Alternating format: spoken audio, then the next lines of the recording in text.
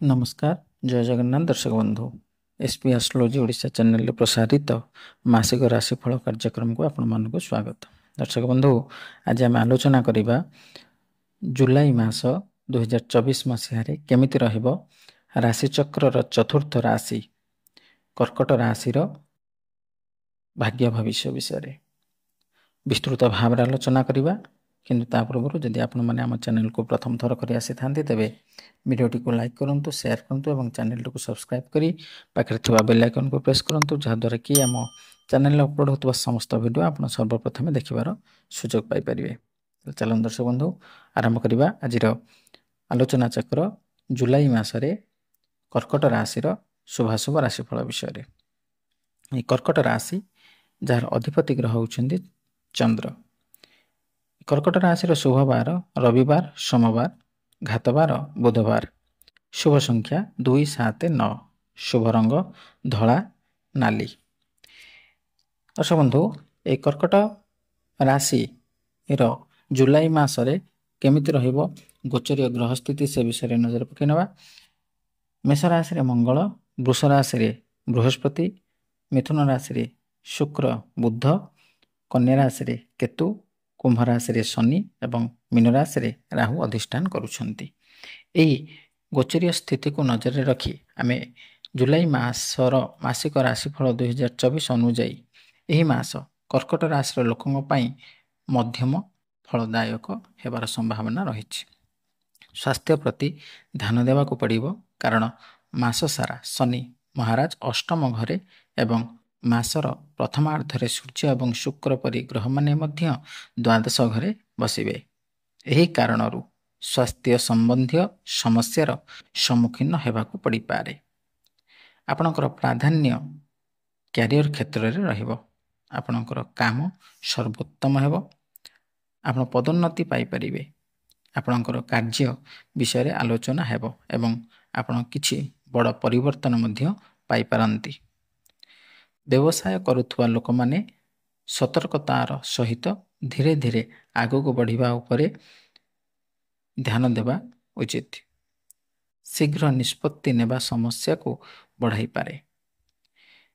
विवाहित जीवन बिताउथुवा लोक माने देवगुरु बृहस्पति अनुग्रह रे भल जीवन यापन करिवार सुयोग पाइबे एवं आपणक विवाहित जीवन रे वैवाहिक जीवन समस्या ह्रास पाइबो। प्रेम संपर्क थिबा लोकन को हुए तो किछि असुविधार सम्मुखीन हेबाकू पड़ी पारे। किंतु भगवान बृहस्पति कृपारो प्रेम जीवन रे भल मुहूर्त आसीबो।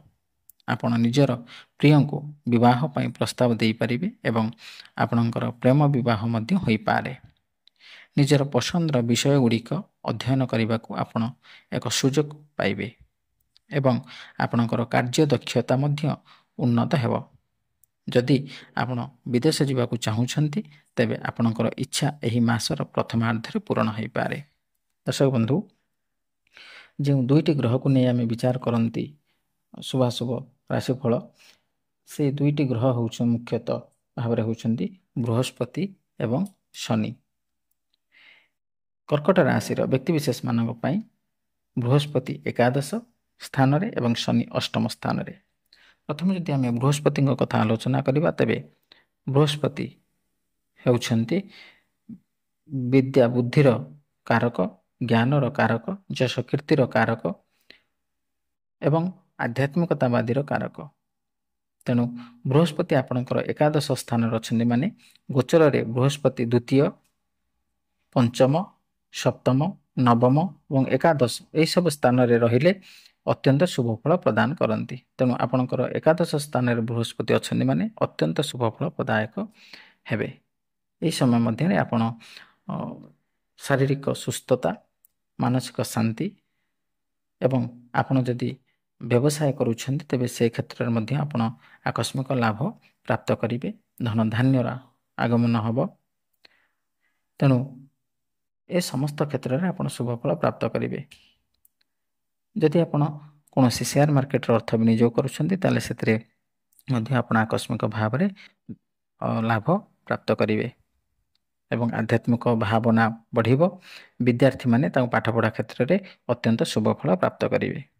ଶନିଙ୍କ କଥା ଯଦି ଆମେ ଆଲୋଚନା କରିବା ତେବେ ଶନି ବର୍ତ୍ତମାନ ଆପଣଙ୍କ ଜାତକ ପାଇଁ ବା ଆପଣଙ୍କ ରାଶି ପାଇଁ ଅଷ୍ଟମ ସ୍ଥାନରେ। ତେଣୁ ଅଷ୍ଟମ ଶନି ନିଶ୍ଚିତ ଭାବରେ କ୍ଷତିକାରକ ସାବ୍ୟସ୍ତ ହୋଇପାରନ୍ତି ବା ଅଶୁଭ ଫଳ ପ୍ରଦାୟକ ସାବ୍ୟସ୍ତ ହୋଇପାରନ୍ତି। ତେଣୁ ଶନି ଆପଣଙ୍କୁ କର୍ମକ୍ଷେତ୍ରରେ ସାମାନ୍ୟ ଅବନତି ଆଣିପାରେ। ତେଣୁ ଏଇ ଯେଉଁ ଶୁଭ ଏବଂ ଅଶୁଭ ମିଶ୍ରିତ ଫଳ କଥା ଆମେ ଆଲୋଚନା କଲେ, ସେ ଅଶୁଭ ଫଳକୁ ପରିତ୍ୟାଗ କରି ଶୁଭ ଫଳ ପ୍ରାପ୍ତ କରିବା ନିମନ୍ତେ ଆମେ କେତେ ଗୁଡ଼ିଏ ପ୍ରତିକାର ବିଷୟରେ ମଧ୍ୟ ଆମେ ଆଲୋଚନା କରିବା। ପ୍ରତିକାର ଗୁଡ଼ିକ ହେଉଛି ଆପଣ ମାତା ଭୁବନେଶ୍ୱରୀଙ୍କୁ ଦର୍ଶନ କରନ୍ତୁ, ସାମାନ୍ୟ ପୂଜା ଅର୍ଚ୍ଚନା କରନ୍ତୁ, କିମ୍ବା ଶିବଙ୍କୁ ପ୍ରତି ସୋମବାର ଦିନ ଦର୍ଶନ କରନ୍ତୁ। ଶିବ ପଞ୍ଚାକ୍ଷର ସ୍ତୋତ୍ରକୁ ମଧ୍ୟ ଆପଣ ପାଠ କରିପାରିବେ, ମନ୍ତ୍ରକୁ ପାଠ କରିପାରିବେ, କିମ୍ବା ଆପଣଙ୍କ ପାଇଁ ସବୁଠୁ ଉତ୍ତମ ପ୍ରତିକାର ହେଉଛି ଆପଣ ପ୍ରତ୍ୟେକ ଦିନ ସ୍ନାନ ପରେ ହନୁମାନ ଚାଳିଶା ପାଠ କରନ୍ତୁ, କିମ୍ବା ଶ୍ରୀ ବଜରଙ୍ଗ ବାଣ ନିୟମିତ ପାଠ କରିବା ଉଚିତ। ଏହା କଲେ ଆପଣ ନିଶ୍ଚିତ ଭାବରେ ଶୁଭ ଫଳ ପ୍ରାପ୍ତ କରିପାରିବେ। ତାହେଲେ ଦର୍ଶକ ବନ୍ଧୁ, ଆଶା କରେ ଭିଡ଼ିଓଟି ଭଲ ଲାଗିଥିବ। ଯଦି ଭଲ ଲାଗିଛି ତେବେ ଭିଡ଼ିଓଟିକୁ ଲାଇକ୍ କରନ୍ତୁ, ସେୟାର କରନ୍ତୁ, ଆପଣଙ୍କର ସୁଚିନ୍ତିତ ମତାମତ ଦେବାକୁ ଜମାଇ ଭୁଲନ୍ତୁନି। ତାହେଲେ ଆଜି ପାଇଁ ବିଦାୟ ଦିଅନ୍ତୁ। ରହିଲି, ନମସ୍କାର, ଜୟ ଜଗନ୍ନାଥ।